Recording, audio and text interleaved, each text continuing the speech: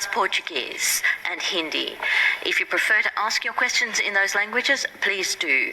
You may also listen in Hindi, but cannot ask your question in Hindi. Note, owing to the way Zoom is set up, you will need to go to the button marked Korean to access Arabic. As you were informed yesterday, we're moving the COVID-19 press schedule to 2 times per week. This week, evidently, we're having the first briefing today, and the second briefing is scheduled for Friday. Today, joining our Director General, Dr. Tedros, will be our other regular speakers, Dr. Mike Ryan, Executive Director, Emergencies, and Dr. Maria Van Kerkhove, our Technical Lead for COVID-19, as well as Dr. Sumia Swaminathan, our Chief Scientist, and Dr. Benedetta Allegranzi, our Specialist in Infection Prevention and Control. And they will, as ever, provide answers to all your questions. I will now give the floor to Dr. Tedros for his opening remarks. Dr. Tedros, you have the floor. Thank you. Thank you, Margaret. And good morning, good afternoon, and good evening. It took 12 weeks for the world to reach 400,000 cases of COVID. Over the weekend, there were more than 400,000 cases across the globe. There have now been 11.4 million cases of COVID-19 and more than 535,000 lives have been lost. The outbreak is accelerating, and we have clearly not reached the peak of the pandemic.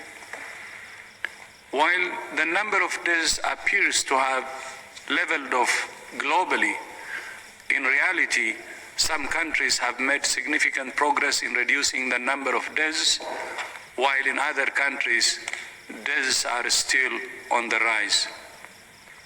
Where there has been progress in reducing deaths, countries have implemented targeted actions towards the most vulnerable groups. For example, those people living in long-term care facilities. Over the past few months, there has been a lot of discussion about the origins of COVID-19.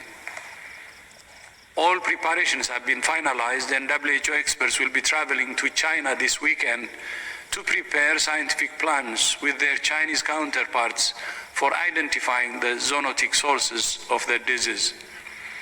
The experts will develop the scope and terms of reference for a WHO-led international mission. The mission objective is to advance the understanding of animal hosts for COVID-19 and ascertain how the disease jumped between animals and humans. WHO will continue to communicate the latest scientific advances to the media and general public as we have them. In this vein, WHO continues to work with technology companies to make sure people have access to accurate health information and resources on COVID-19. Today, I'm pleased to announce that we have partnered with Facebook and Preclet.org to provide WHO's COVID-19 information in free basics and discover in a mobile-friendly format. Through this collaboration, we will reach some of the most vulnerable people who will be able to access life-saving health information without any data charges in more than 50 countries. We have launched this product in English, French, Spanish, and Arabic, and other languages will follow in the coming weeks. Furthermore, I want to thank Google for its continued support and dedication to keep the global community safe and informed, and for its recently increased ad grant to WHO. This support enables us to catch trending falsehoods early, respond to them quickly, and give people better access to life-saving information when they need it most, wherever they are in the world. This pandemic has shown the importance of being able to see each other online while being physically apart. And 20 years on from the Durban AIDS conference, a game-changing moment in the fight against HIV, leaders, policymakers, scientists, activists, and civil society are assembling virtually this week for AIDS 2020. WHO is deeply concerned about the impact of COVID-19 on the global response to HIV. A new WHO survey showed access to HIV medicines has been significantly curtailed as a result of the pandemic. 73 countries have reported that they are at risk of stockouts of antiretroviral medicines, ARVs. To mitigate the impact of the pandemic on treatment access, WHO recommends all countries prescribe ARVs for longer periods of time, up to 6 months, while supply chains for all medicines are fully functioning. Similarly, shortages of condoms and pre-exposure prophylaxis can prove costly, and WHO calls for countries to ensure uninterrupted prevention, testing, and treatment services for HIV. The disruptions in access to life-saving commodities and services come at a critical moment as progress in the global response to HIV stalls. Over the last 2 years, numbers of new HIV infections stabilized at 1.7 million annually, and there was only a modest reduction in AIDS-related deaths. More than 25 million people now have access to ARVs, but global targets for prevention, testing, and treatment are off target. Progress is stalling because HIV prevention and testing services are not reaching the groups that need them most. And the lack of optimal HIV medicines with suitable pediatric formulations has been a long-standing barrier to improving health outcomes for children living with HIV.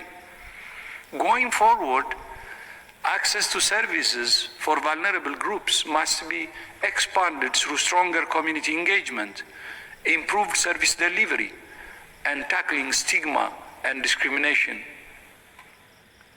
20 years ago, Nelson Mandela closed the AIDS conference by saying, I quote, "This is, as I understand it, a gathering of human beings concerned about turning around one of the greatest threats of humankind has faced." I will repeat, I quote, "This is, as I understand it, a gathering of human beings concerned about turning around one of the greatest threats humankind has faced," end of quote. Those words from Madiba echoed through a generation of activists and policymakers alike, and I say them today as a message to the world. More than 6 months in, the case for national unity and global solidarity is undeniable. To beat the COVID-19 pandemic and ensure that essential health services for diseases like HIV continue, we cannot afford any divisions. I will say it again. National unity and global solidarity are important more than ever before to defeat a common enemy, a virus that has taken the world hostage. This is our only road out of this pandemic. I repeat, national unity and solidarity. I thank you. Thank you very much, Dr. Tedros. We'll now open the floor to questions. There are hundreds, many of you with your hands up.